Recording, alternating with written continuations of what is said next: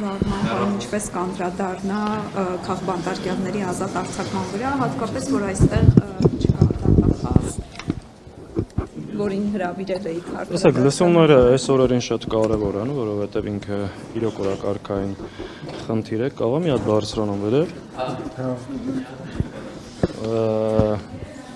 Կարևոր է բոլոր խնդիրները բարձրաձայնել կոնկրետ օրինակներով ցույց տալ այս իշխանությունների անօրինականությունների, ռեպրեսիաների եւ առասարակ սահմանադրական կարգի դեմ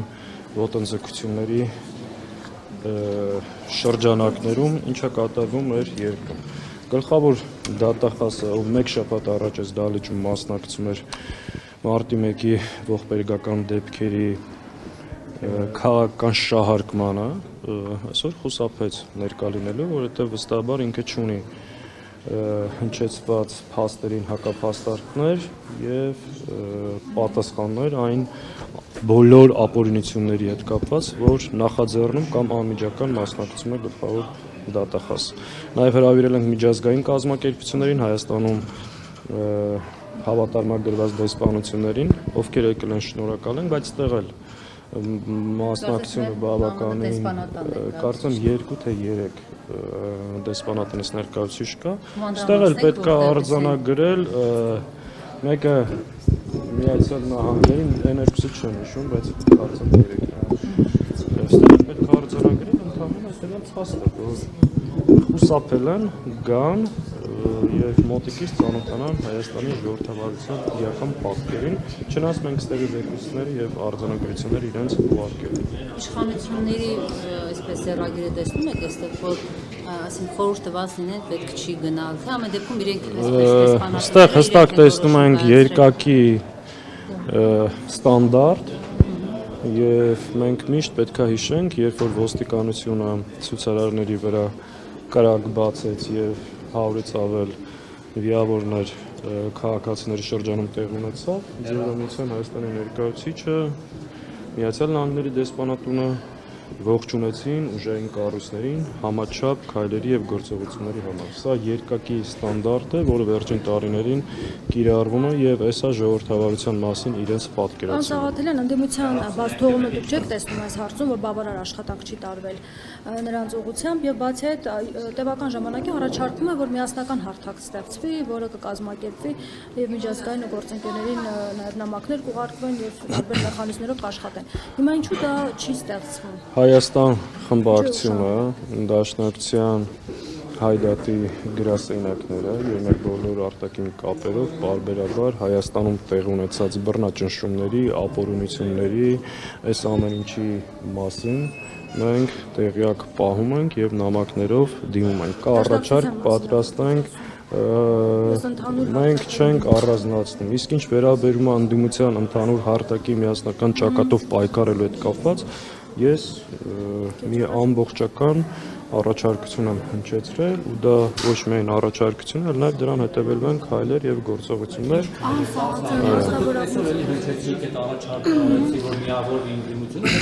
Ես ընդդիմության միավորման մասին չեմ առաջարկություն հնչեցրել, ես հնչեցրել եմ հետեւյալի մասին, որ կան կարևոր առանցքային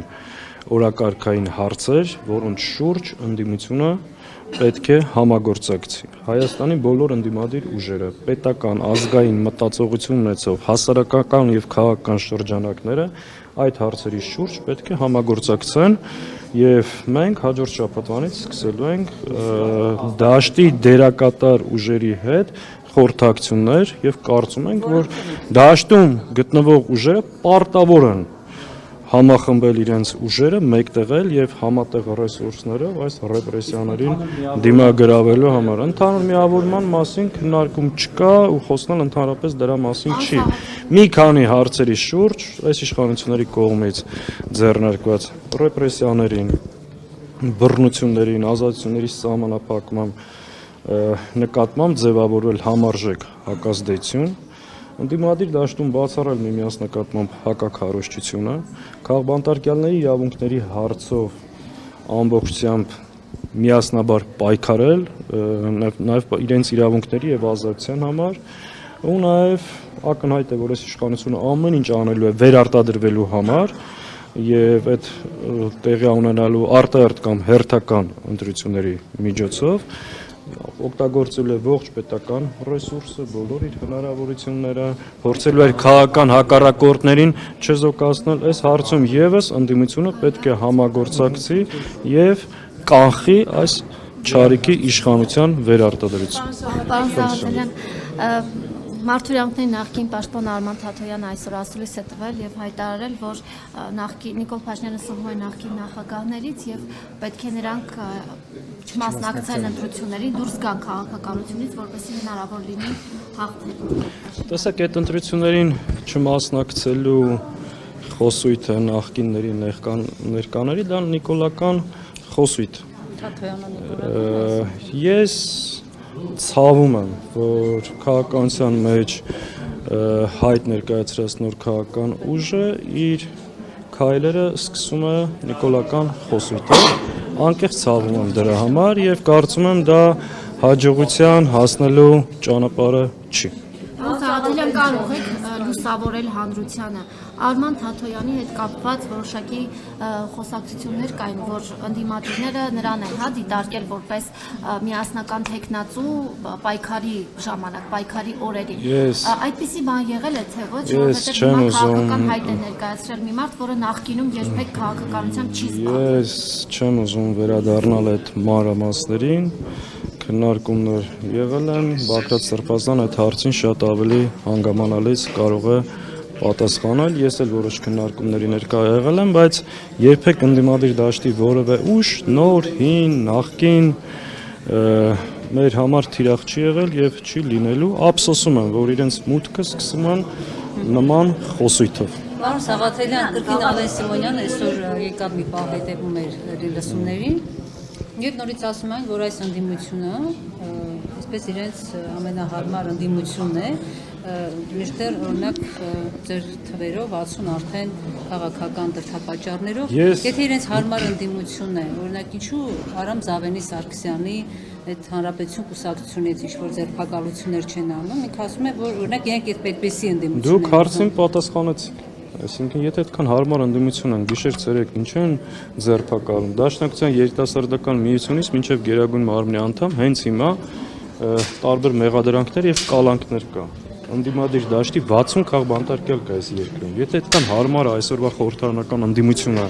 ինչի են այսքան հալածում։ Գուցե դրանով եք հենց հարմար, որ նաև կարող են ձեզ բռնել, հալածել, տանել, նստեցնել,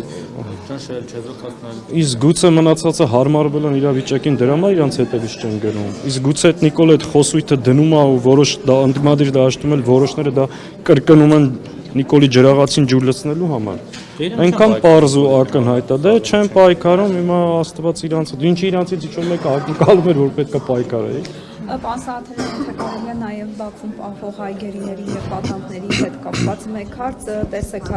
այնտեղ գնացել էին Հայաստանի քաղաքասարակության որոշ ներկայացուցիչներ, որոնք այդպես էլ չեն կարողացել նրանց հետ տեսակցել։ Այս առումով ինչ անելիքներ կան, մասնավորապես Հայդատի, Գրասենյակը, Սփյուռքի մեր հայրենակիցները ինչպես կարող են այս խնդիրը բարձրացնել։ Նախ այդ այցի մասին դա խայտառակություն էր։ Դա խաղաղություն երկու ժողովուրդների միջև վստահություն ձևավորելու մասին չէ։ Դա արժանապատվության, կորստի եւ հայկական շահերի սպասարկումից առհասարակ հրաժարվելու դրսևորում էր։ Ադրբեջանը պետք է իմանա եւ Ալիևի վարչակազմը, որ ինքը ում հետ որ հանդիպել է, դրանք հայ ժողովրդի հետ որևէ կապ եւ առնչություն չունեն։ Իրենք հանդիպել են իրենց ազդեցության գործակալների հետ։ Հետևաբար նրանք չեն կարող ներկայացնել հայկական կողմը եւ հայ ժողովրդը։ Այս պետք է արձանագրենք ու սրանք վերադառնալուց հետո այն քարոզչությունը Ադրբեջանի, այն պատվիրակությունը, որ գնացել է Ադրբեջան ու վերադարձել է Ադրբեջանի շահերը առաջ տանում Հայաստանում, դրանք հայ ժողովրդի, հայկական պետականության, մեր ինքնության հետ որևէ առնչություն չունեն։ Դրանք ազդեցության գործակալներ են, որ սպասարկում են այդ պետությունների շահերը։ Իմիջայլոց այդտեղ միակ լավ բանը այն է, որ արդեն սկսել են բացահայտ այդ ամեն ինչը անել։ Հետևաբար, երբ որ ամեն օր հանրային հեռուստաընկերության, հայկական ժամանակի, սիվիկների եթերով այս գործակալական ցանցի ներկայացուցիչները ազդեցության հարցազրույցներ են ունենում, պետք է հասկանան իրենք որ պետությունն են ներկայացնում Հայաստանը։ Իսկ ինչ վերաբերում է Բաքվում գտնվող մեր ռազմագերիներին, այս հայ ժողովրդի ամոթն է, խայտարակությունն է, իրանք նաև բապկվում են այս իշխանության գործունեության արդյունքում եւ Հայաստանի այսօրվա վարչախումբը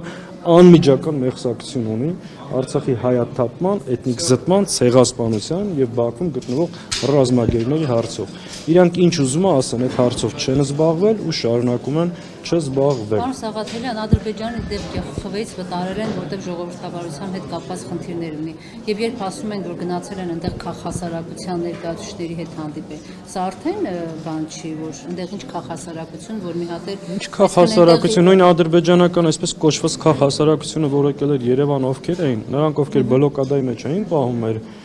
հայրենակիցներին 9 ամիս ճանապարհը փակել էին։ Ակնհայտ է, չէ, որ այս ամեն ինչի նպատակը ուզում եմ հստակ լինի, հետևյալն է. Նիկոլ Փաշինյանը եւ իր վարչախումբը իր քայլերով եւ գործողություններով անում են մեկ բան՝ լվանալ Ալիևի այրունոտ ձեռքերը եւ լեգիտիմացնել այն էթնիկ զտումն ու ցեղասպանությունը, որ տեղի է ունեցել Արցախում։ Այսօրվա Հայաստանի վարչախմբի հիմնական գործառույթը դա է։ Դա կապ չունի ոչ խաղաղության, ոչ երկու ժողովուրդների միջև հարաբերությունները կարգավորելու, ոչ էլ մնացած հարցերի հետ։ Առանց արդարության վերականգնման, առանց մեր իրավունքների պաշտպանության, Ադրբեջանի զորքերը գտնվում են Հայաստանի տարածքում, իսկ ռազմագերիները Բաքվի բանտում, այս իրավիճակում այդ այցելությունները պարզապես նրանց վտանգավոր հետևանքներ կարող է ունենալ հենց մեր հայ հասարակության։ մեծ, տեսակ իրենց սրիկայության աստիճանը, ասենք ասում են Հաջիևը մեզ փոխանցել է, թե Բայրամովը, թե Հաջիևը, որ գնացեք հայ ժողովրդին փոխանցեք, որ պատերազմ չի ունենալու։ Տարածքային պահանջներ Տարածքային պահանջներ չկան։ Դե լավ, մի հատ դուրս բերեք Հայաստանի տարածքից ձեր զորքերը։ Ինչ չեք բերում։ Այսինքն, այո, մեղմ ասած։ Պատասխան այս դիտարկումների իշխանության ներկայացուցիչները, նաև քաղաքասարակության ներկայացուցիչները պնդում են, որ ընդդիմությունը խաղաղություն չի ուզում, որովհետև դա ձեռնտու է նաև Ռուսաստանի Դաշնությանը։ Դրանք կրկին թուրքական քարոզչական թեզեր են, որ ներմուծում են մեր հասարակության մեջ։ Ակնհայտ է, որ Հայաստանի գործող վարչախումբը փորձում է ռուսական ազդեցությունը Հայաստանում չեզոքացնել, դա լրացնել թուրքական ազդեցությամբ եւ ներկայությամբ։ Ամեն ինչ արվում է այդ կոնտեքստում եւ դրա համար այդ նպատակով։ Պարոն Սաղաթելյան, ես հիշում եմ, ինչ դուք ստեղ պատգամավոր եք, այսինքն 21 թվականից հետո ընդդիմությանը մեղադրում են, ասում են ինչու չեք մանդատները դնում, դրեք վերջապես սրանց հետ ինչ եք անում այստեղ։ Հիմա երբ որ այս տարիներին օրենք միջև իմպիչմենտը բան ընդդիմադիր տարբեր պատգամավորներ, դու պատիվ ունեմ մի պատգամավորներ ասում են, որ այդ մանդատները մեզ պետք է, որպեսզի մենք օրինակ իմպիչմենտի գործընթաց լինի, մենք կարողանանք օգտագործել քվեարկել։ Այ հիմա օրինակ ինչն է խանգարում մանդատները դնել, որովհետև այդ հարցը ինձ էլ է ասում, հենց հանդիպես դուր։ Եթե մեկը ասի, որ մանդատները դնելը ինչա տալու, չէ, իմպիչմենտի չեմ խոսում։ Ինչա տալու այդ մանդատները դնելը։ Հետո այդ նույն մարդիկ չեն ասելու, դա փախուստ էր այս դահլիճում հարցերը բարձրացնելուց, կռվելուց, մեր ընդհանուր նպատակները հետապնդելուց։ Այսինքն այդ մանդատները դնելը ես ասել եմ, մեր համար կլիներ ամենահեշտ թեթը, որտեղ այս միջավայրում գտնվելը։ Այո, այստեղ մեր արժանապատվության շատ հաճախ, մեր առողջության հաշվին այս խմբակցությունը փորձում է բոլոր բաներով պայքարել։ Գլուխները պատին են տալի, փոխանակ դնեք ասողները թող вообще, այսինքն իրանց փողոցում պայք։ չափն ու ձևը իմանանց։ նաև ընտրական հանձնաժողովներից է զրկվում։ Տեսեք, կարող եմ բերել 30 պատճառ մանդատները վայր չդնելու, բայց հակառակ 3 հիմնավոր պատճառ չեն կարող բերել նրանք, ովքեր ասում են, որ մանդատները դրեք։ Մի ժամանակ ասում էին դրեք խորհրդանը կլուծարվի, հետո հասկացան, որ չի լուծարվելու։ Ասում են ճգնաժամ կառաջանա, չեք լեգիտիմացնել։ Ճգնաժամ այս երկրում ինչ նման հարցերով այլևս վաղուց ճգնաժամ գոյություն ունի։